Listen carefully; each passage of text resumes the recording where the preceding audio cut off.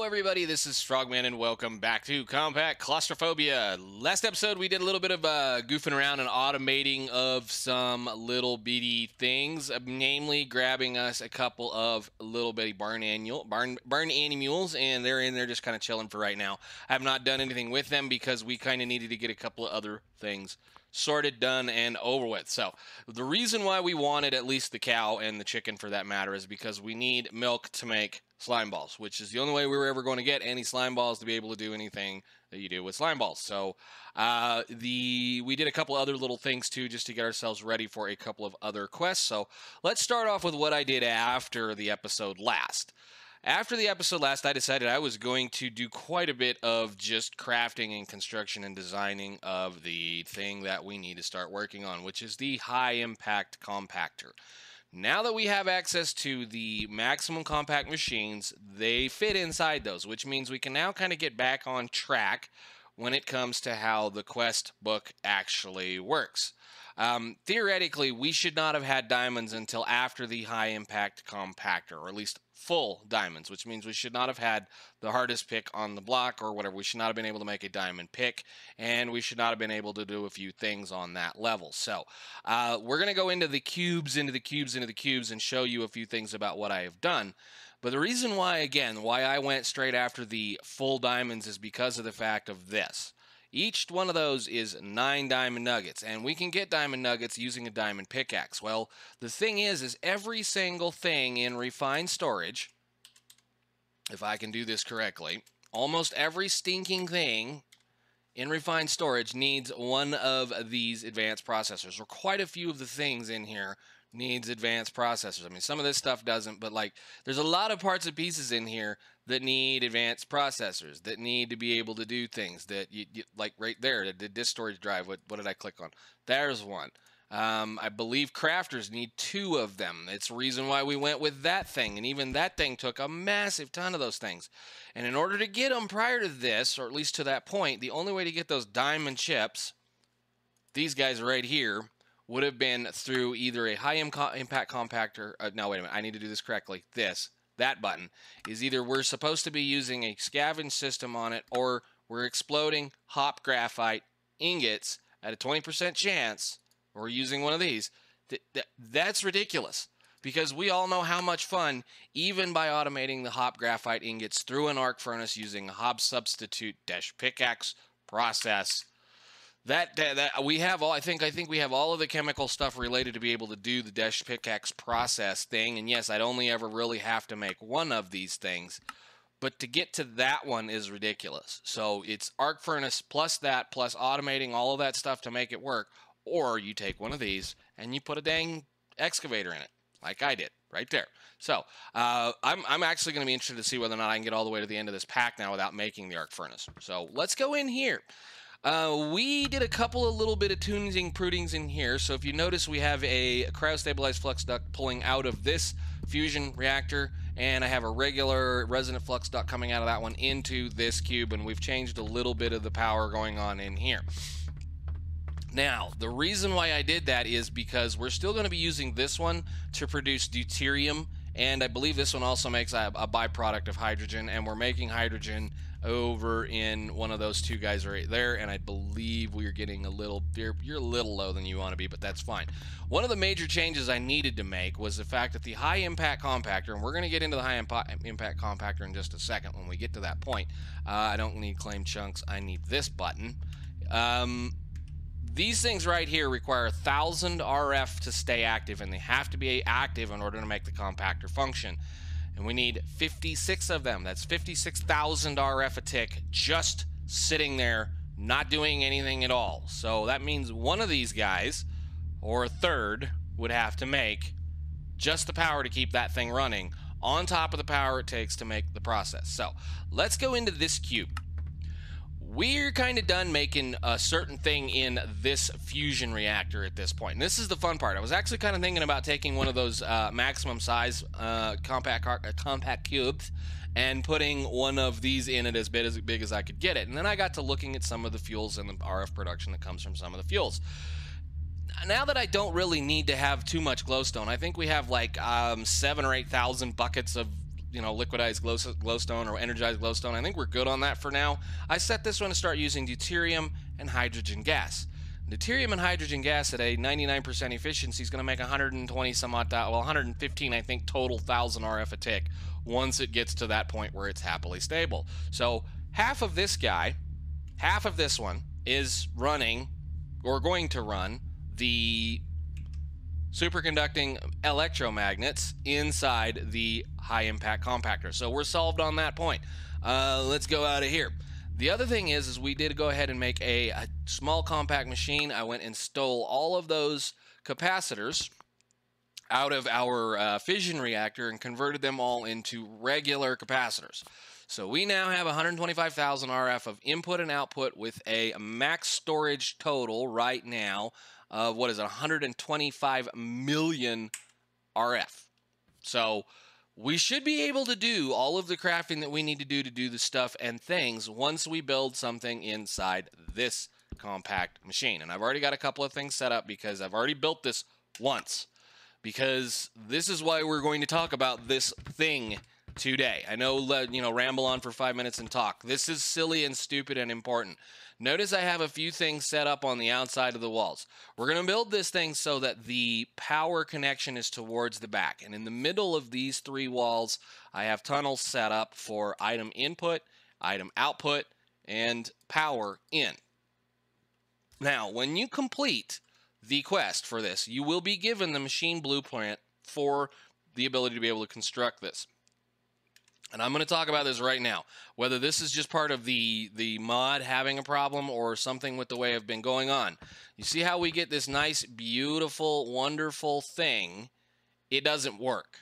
It doesn't work. It's not set up correctly. I believe actually I need a block to, we'll look at that block later on. But when you place down parts for this, here, let me do this. Let me do this.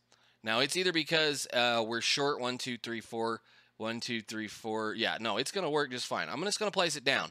Here's the fun part, and then we'll get into the parts and necessary nastiness. These are transparent fission reactor casings. Anytime you build one of these things normally, once you put all of the parts down that you need to have down, and I need to actually do one little thing because I have my mouse program on, and that now needs to go away so I can actually pick blocks. Thank you.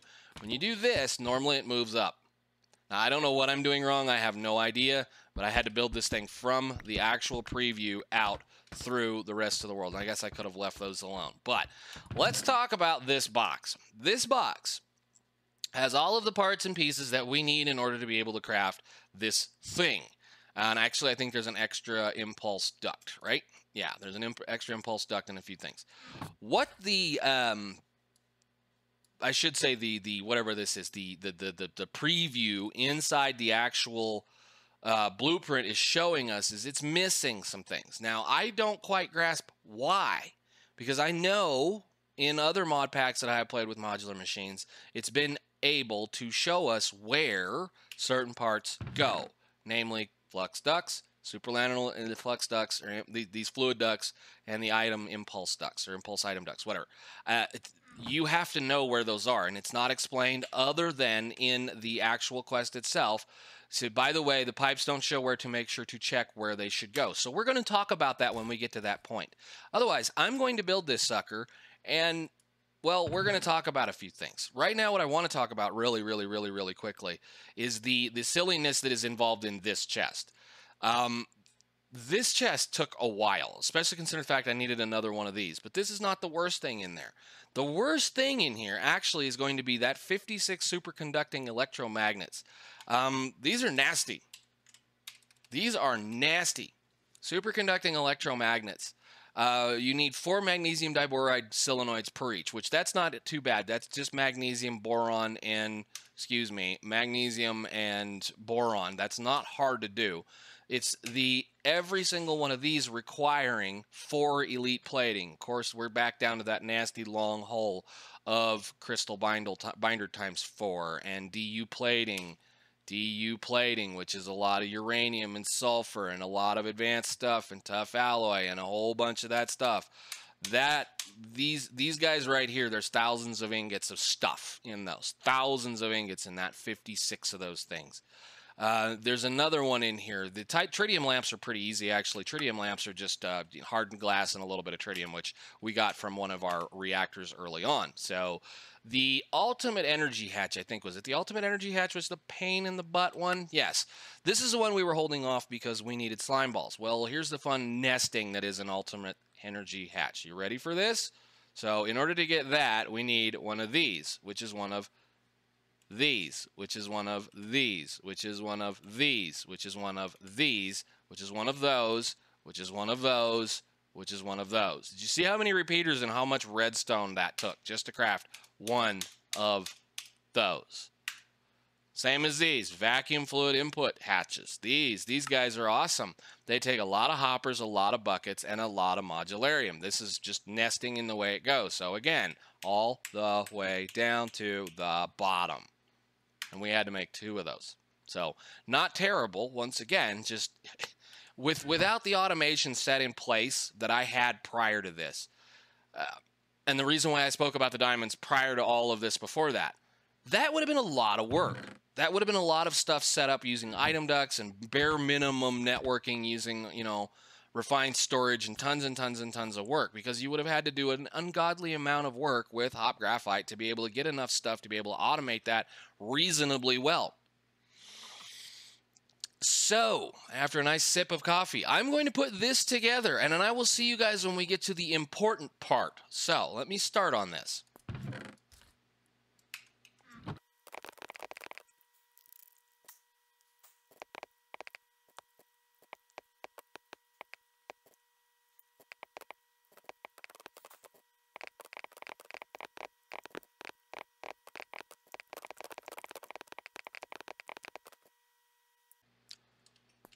Okay, let's stop with the first important part. And notice that I've done a couple of things here. We've kind of got the majority of the shell built, and we've got the side kind of whatever these transparent casing holder thingies up, and I have the first vacuum fluid input hatch in the bottom. First thing I'm going to do is, and I should have done this prior, but I want you to see this, is that in the base and in the top, we get 2 things that are now functional. That one's happy, so I need to jump over here. Thank you very much.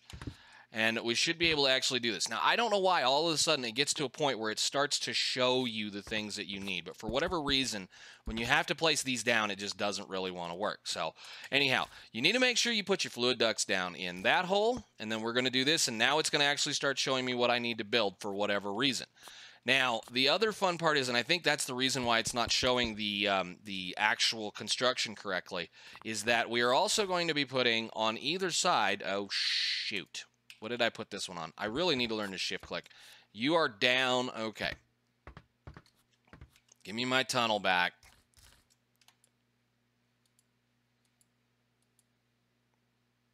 Okay, I think that's where I want you. I think. Yeah. Anyhow, but that's kind of the reason why I'm figuring that the hologram is not functioning correctly, because for whatever reason it's not showing up correctly in the blueprint, but it's showing us where we need things. So the next step's going to be doing this, because I want to make sure I have these set up before I go any further. These are going to be the feeder inputs and outputs for the actual machine, because the actual inputs and outputs are inside the machine. And then the power, which is going to be some of this stuff, is going to come in from this side over here, so that I at least now know where these things go. Now, this is where the next step is going to act a little funky. Actually, no, it didn't do it correctly at all, did it? Yeah, no, I want you coming in this direction, so you're already screwed up. I love it. No, I'm ignoring this. I'm ignoring that block right there.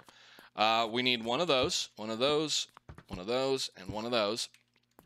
I'm totally ignoring the hologram at this point. Actually, can I just get rid of that stinking thing? I think if I leave and come back, I can. This is going to be the... Yeah, this is going to be outside here. I want to get rid of that, if you will, please. Maybe? Okay, good. I don't want your stupid projection, because your projection is wrong. Now, the fun thing, again, like I said, is we need to kind of start doing some of this stuff. This is where the projection is going to live. These are going to be where those exist. Our power is coming in from this side. Now, we need to make sure that our fluid output or input hatch lives right here.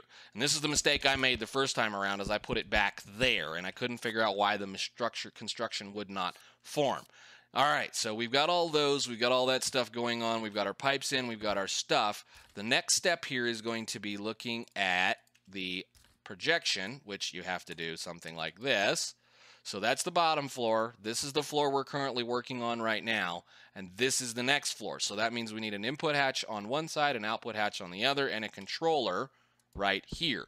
The other thing it doesn't say is there's a ring of this stuff around the inside of this thing. So let's see. Input goes on that side, output goes on that side, and then a ring of this stuff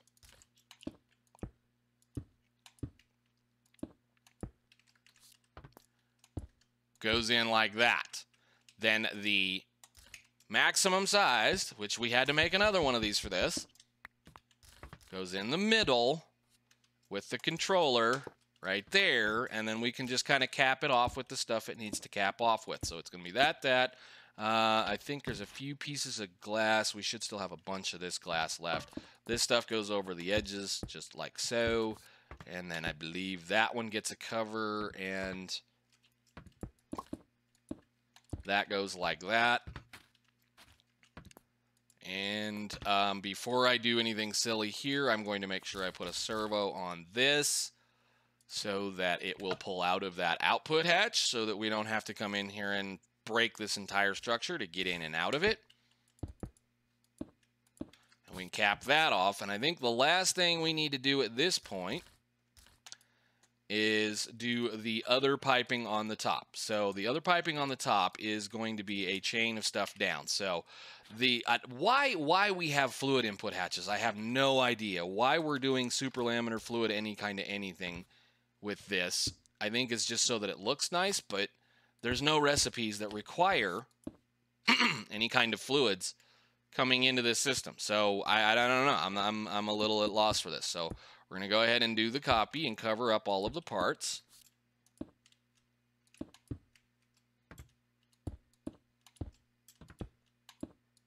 And put the fluid input hatch right there. And I believe all I got to do is this,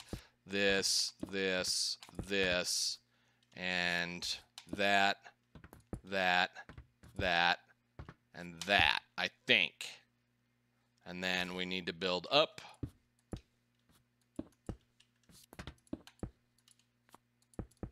Whoop.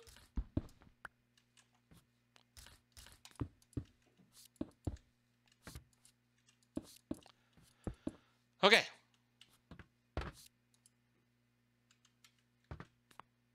What are we short? What have I got extra for?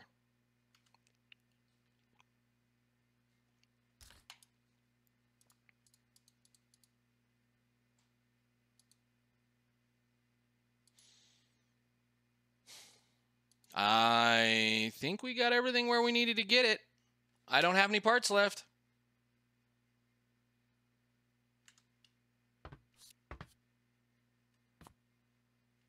Why does that look wonky over there? It is wonky. Hang on a minute. I need some scaffolding. Scaffolding. I think we misplaced a flux duct. I think I misplaced a flux duct. Right there. Yeah, I did. Okay. That needs to go down right there. And then one of those. And I think that should be everything. Did I take that block out? I did. Okay, we need one of those and then one of those. Unpowered high-impact compactor. Yay. Awesome. Okay, cool. So, yeah, that's the fun part. That's the thing. That's the stuff. That's how we're going to do this. I am going to set the entry point for this cube right here. Now, that's the reason why I wanted to go through this, is because of the fact that the hologram that shows up does not show you where those pieces of ducting and whatnot need to go. And I think at this point we don't need any of this because we should be able to actually turn the thing on now. And I forgot I moved my magnet, but all right, cool. So now we have a high impact compactor ready to go, which is awesome. That means we're only a couple steps away from doing some things. What I need to do now, and this is the unfortunacy, I have to kind of babysit this a little bit while we light this thing right off the first time, because what has to happen is we have to dump as much energy out of this capacitor bank as we possibly can into this thing so that we light all of those superconducting electromagnets up, which they look like majority of them are going again. Now, I kind of fiddled with this, and I messed around with it, and I did go in there and actually add a few more of these cryo-stabilized flux ducts around into the mess to try to get this to light up the way it's supposed to, and right now they're going to be okay for right now. I think they should be good enough to go. All right, so we're looking at just a hair under... That's about what it did the last time. It just kind of sit there and cycled back and forth and back and forth. So now we need to go outside and check a few things. So excuse me for the noise. I'm only going to allow this reactor right here to provide about, well, the capacity of one single resonant flux duct to be able to charge that capacitor. And this one is going to be allowed to drop the massive amount that it possibly can. So it's already working on it. It's basically going to be here to take care of things and do stuff. Now, I forget where the output is. I think it's on top. Yeah, output's a single cryo-stabilized flux duct, but if you noticed, all of the other magnets in here also have cryo-stabilized, so theoretically, this one should probably try to provide power to itself before it sends power out. So this is what we're going to see. This is going to sit here and toggle back and forth. Technically, about, what is it, 70 or 80,000, or yeah, about 70 or 80,000 of the RF coming out of this machine is what we're going to use to keep that compactor functional, which means we're going to be able to run it a couple of times and then have to let this capacitor charge back up to work. So, for fun, where's my thing? 1, 2, 3, 4, 5, 6, 7, 8, 9. Doop. Input hatch is over here. Go. And let's go inside. If I got those set up right, we now have our first, or second, should say, correctly crafted diamond for the pack. Correctly crafted. That's I'm going to say that correctly at this point. Now, here's the fun part. If that's the case, then theoretically what I should do is I should do this just for the funsies of it. Whoop, I need to do this here. I can't do that because I can't craft it. 1, 2, 3, 4, 5, 6, 7, 8, 9. 1, 2, 3, 4, 5, 6, 7, 8, 9. Just to satisfy. Quit clicking that thing. Put those in there.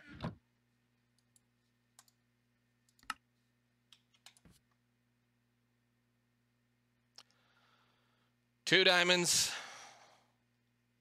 3 diamonds. And I guess if you watch, you can see them go that direction. Cool. All right, out. So now we have 3 diamonds. What can we craft with 3 diamonds? We can craft a diamond pickaxe.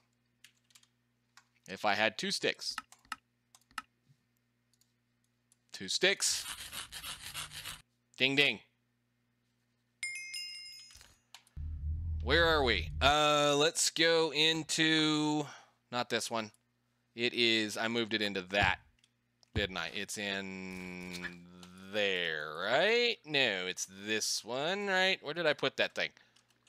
It's right there. Yeah, there it is. Here, sir. Go do me a huge favor and make some diamonds.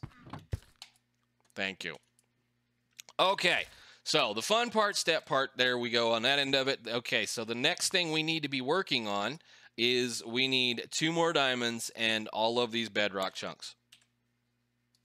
So all of those will make the 3 pieces that we made a long time ago, mainly so that I could have all of these little things without having to do anything else. Can we get on the right page so we know what we're doing here? There we go. Quest for hardness. That means we can make wither skeleton skulls now. These are awesome because those things we'll be able to actually fly with when we get to that point. So once we get a withered nether star, we can actually fly, which kind of is okay in a few of these things. But let's go ahead and make our first piece of bedrock. So just so you guys know what this is going to be, bedrock infused obsidian. What does this do? Ooh, I don't know. 9 pieces of that with 5 million RF at 100,000 RF a tick will make us 1 piece of bedrock. So let's be careful about this.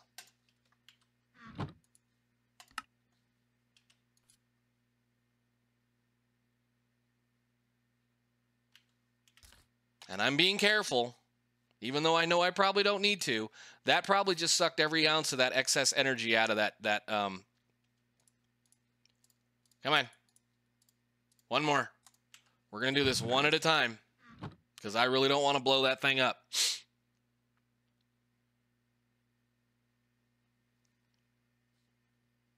Really? 2 of them. Finish it.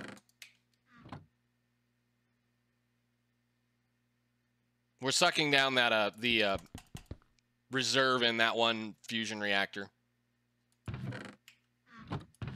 3 of them. Hey, while we're at it, let's just actually make diamonds correctly.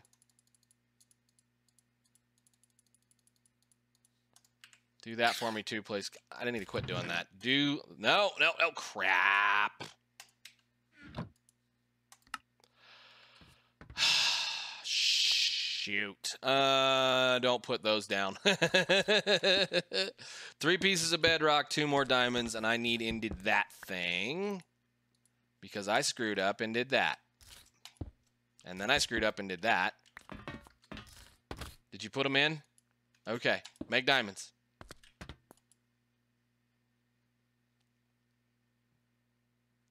Nice. 2 diamonds. And our favorite, nice new, brand new toy, a bedrock pickaxe. That takes open to the next section of the pack, which I've actually been kind of looking forward to. That's going to open up the challenges, which is all of these guys, which we've been kind of working on. It's kind of some of the stuff behind the scenes I have been working on. Now that I have a bedrock breaker, I get an object submission station. Thank you. Wonderful. Which means now we get to do some of these silly tasks. Oh, wait a minute. There's a bedrock task where I need to make 100 pieces of bedrock. Now you can see why I wanted to do that way ahead of schedule. Ding, ding. Ding, ding. But here's the ding, ding. I think this is more important. Go out.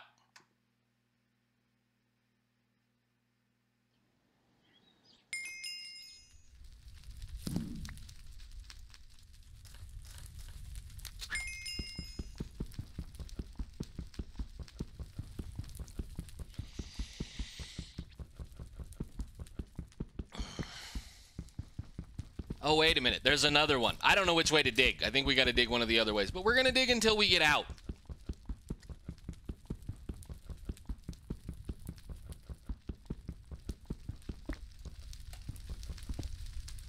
Wait a minute. Is that sunlight?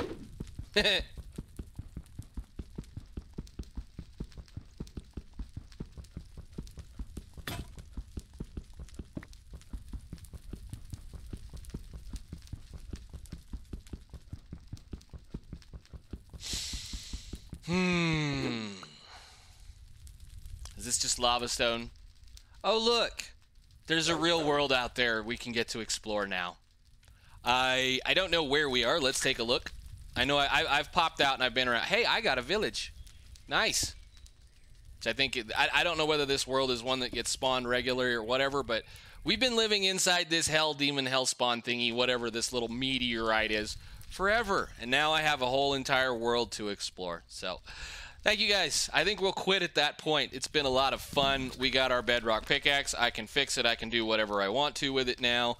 And there are a few other things that we can do. And as far as this needing 100 bedrock of this, all I got to do is go to the bottom of the world here or any one of the other worlds that we get to visit using Galacticraft and mine that stuff up. So that's cool. We may end up automating it just for fun because it would be fun to automate. But for now, guys, thank you so much for watching. I will see you guys in the next episode.